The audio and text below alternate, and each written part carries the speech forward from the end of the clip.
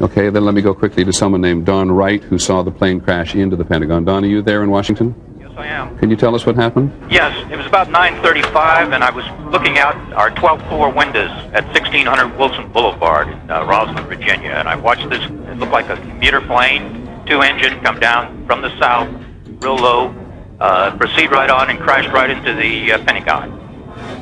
Went directly into the Pentagon? That is correct. Looked like a deliberate act? A deliberate act, sir. And can you tell me what direction it came from, Don? It came from the south. Came from the south, up along the river, across the land? It came from the south. Okay, and did you happen to look at your watch? We thought it was just a little bit before 10 o'clock. Well, I was watching ABC News, watching the Twin Tower, and about the time I saw the plane, I watched it come in very low over the trees, and it just dipped down, came down right over 395, right into the Pentagon. And are you fairly sure that it was what we sometimes describe and recognize as a small commuter plane? Yes, it was. Good, Don. Thank you very much. Appreciate your help. You're Don very Wright, welcome. an eyewitness to the crash at the Pentagon. Now, we have had, as I said, reports today.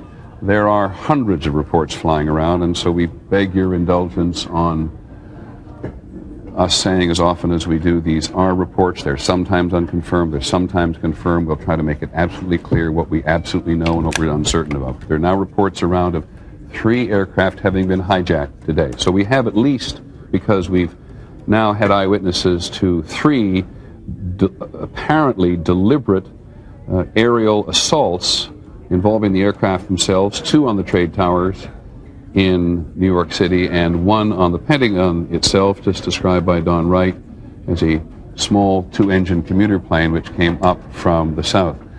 And we now believe that 3 planes were hijacked, 2 of them from Boston and 1 from somewhere else. We are not yet sure precisely what's happened. John, you're listening. Just to clarify for people, John, who's one of our leading reporters on crime, knows New York City probably better than anybody in many news divisions. I cannot tell you where that happens. That's either U.S. Air Force or Navy aircraft, fighter aircraft, now on patrol in what we've described as the no-fly zone over New York City today, lest there be one more attempt. John, go ahead. They've continued evacuations in the area now. They're evacuating Battery Park City, which is a large apartment complex taking up many blocks across the street from the World Trade Center. And they've evacuated the federal court buildings where the terrorism trials of Ramzi Youssef and others were held. Anything that could be a symbolic target is now being emptied out in New York. New York is going into kind of a lockdown mode. I think you'll also see in Washington the same kind of air patrols have been scrambled around principal buildings there. Okay. We have on the phone one of those people who makes his living analyzing terrorism. Kyle Olson, do you hear me? Yes, I do. I wonder if on a day like this anybody wants to be thought of as an expert on terrorism. Be that as it may, and assuming that, knowing that much of the country is shocked at the apparent breadth of this, are you? Well, you know, this is the kind of attack that has fallen more into Tom Clancy novels than into actual response planning. Having said that, we've been anticipating for a long time. We've wondered why it's been so relatively quiet. The suggestions of Osama bin Laden's involvement. What has he been doing since Cole? Other groups out there with a real or imagined grudge against the United States. The nature of the event is shocking. The fact that it's happened is not. Thank you very much, Kyle. Really appreciate it. Kyle Olson. Yeah, one quick thing. Yeah, go ahead. One quick thing. The suggestions that are floating around out there right now. There's apparently this claim from the Democratic Front for the Liberation of Palestine. Right. Very interesting to know. If this is legitimate, if this claim stands up, this appears to be the first time this group has targeted Americans. This group has primarily steered away from the more extreme end of the violence scale. They focused less on suicide bombings, more on gun attacks and that sort of thing in the territories against Israelis. Well, if this holds up, this is a very different tactic. Well, if it is true, and of course the Democratic Front for the Liberation of Palestine was very much involved in attacking aircraft in the 1970s, which carried Americans. So certainly let's accept your notion that it's a recent attack on Americans. Thank you, Kyle, very much. You bet. As Mr. Olson makes clear, there has been at least one claim And those of us who cover this for a very long period of time are always suspicious of claims. People who cover international terrorism. I'm going to interrupt myself. Linda Douglas, our Capitol Hill correspondent, I think is on the phone. And if she's not, she already reports there has been an explosion of some kind at the Capitol. Is Linda Douglas on the telephone? Let's get her on the phone as quickly as we have. She just reported a couple of minutes ago that the leaders of the Congress, Senator Lott, Senator Daschle, the Republican and Democratic leaders in the Senate, had been taken to some undisclosed secure location.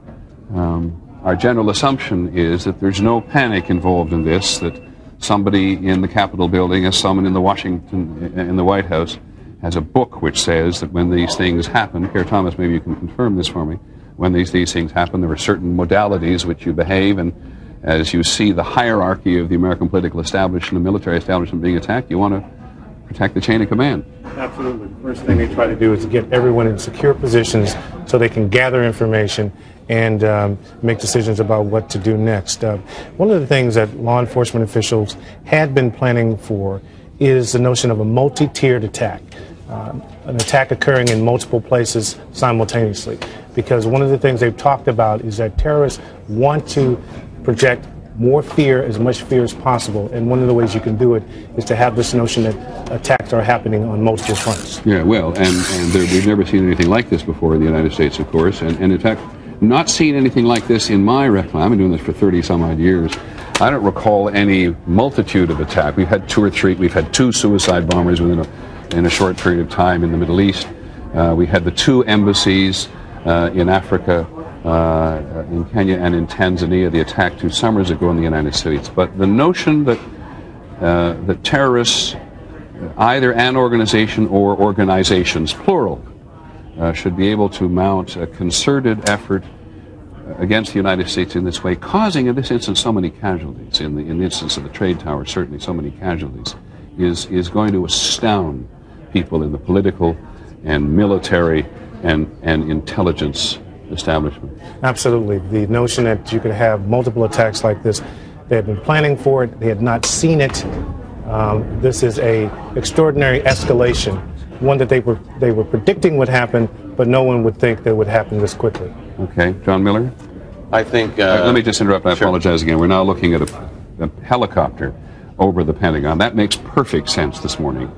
But given the fact that we're all sensitive to the presence of any aircraft, that was a helicopter that just flew across the screen. That is, and as we had at least one eyewitness said this was an attack on the Pentagon from the south. He described it quite confidently as resembling a commuter aircraft, which is to say smaller than a small private aircraft and not as large as a commercial jet. It may have been a prop jet.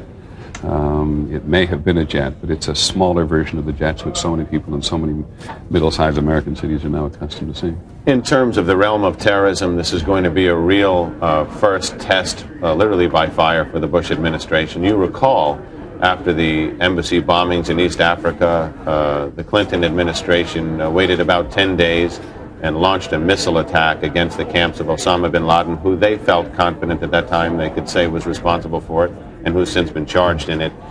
In this case, I think this ratchets up. Excuse me. This is the Pentagon we're looking at now, according to my monitor. And again, it is hard to grasp what part of the building. We do not know if they're in the courtyard or outside, but you can see that a fairly considerable amount of damage has been done. We do not know whether these are offices or storage areas. The Pentagon is full of many thousands of people every day. The Secretary of Defense, Donald Rumsfeld, has been saying only yesterday and today that he wants to reduce the bloatedness, as he put it, as he alluded to it in the military and the bureaucracy. But this is the great home of the military bureaucratic establishment. John, before I come back to you, Dennis Cross is on the phone. Dennis, do you hear me? Dennis Cross, do you hear me? Yes, I can, Peter. Dennis, I understand that you were in the World Trade Center when either this or these attacks occurred. Am I correct? That's correct. It was, I guess it was slightly before 9 o'clock, and I work on the 36th floor in One World Trade Center. I work in the insurance industry. Probably hundreds of people in my industry in both of these two buildings. And what happened? As I was... Hey, Dennis, just let me stop for a second. Somebody is trying another telephone on this line. Could they please not do that while we listen to Mr. Cross? Thanks. Go ahead, Mr. Cross. Go ahead, Dennis. Essentially, I was, sort of at my desk working, general office activity, and felt an enormous... it almost felt like an earthquake. Like I could literally feel and see things in the office moving and the floor moving. Immediately after it was some sort of explosion or something, there was an enormous volume of debris and paper. It almost looked like a dirty parade. All of this material just falling down. I was looking out the south side of One World Trade, and everybody in the office was kind of screaming, kind of gathering in the middle, and I went to the window, and I immediately saw one woman who appeared to be motionless, laying on the roof of a lower building next to me. At that point, everybody started to gather the things. They were trying to evacuate people down the stairwell. Did the electricity go out in the building? The lights flickered a couple of times, and then it was weird. It was kind of like there was one sort of rush, and then shortly after that there was another one. I don't know if it was maybe the other tower or if it were elevators in the inside of it, sort of just dropping to the floor. Are you aware that one of the Twin Trade Towers has now collapsed on itself? Yeah, I'm about probably 5 blocks from there on the corner of Greenwich and Warren. And as we looked at it on the screen here, Dennis, we could see the smoke from this collapse just sweep, billow forward through the lower blocks of Manhattan. Did you have a sense of that? Completely. I was at that point. I'm a little bit northwest, certainly north, maybe to the west side of Tower 1, and I was trying to get to Broadway. My wife works on the other side of downtown here. I'm still trying to get there, but the smoke, I couldn't see. It was a wall of smoke, and if you were in it, you couldn't see. If you were out of it, you could just see the wall of smoke. It was how never difficult? seen anything. I'm sorry for interrupting. How difficult was the evacuation?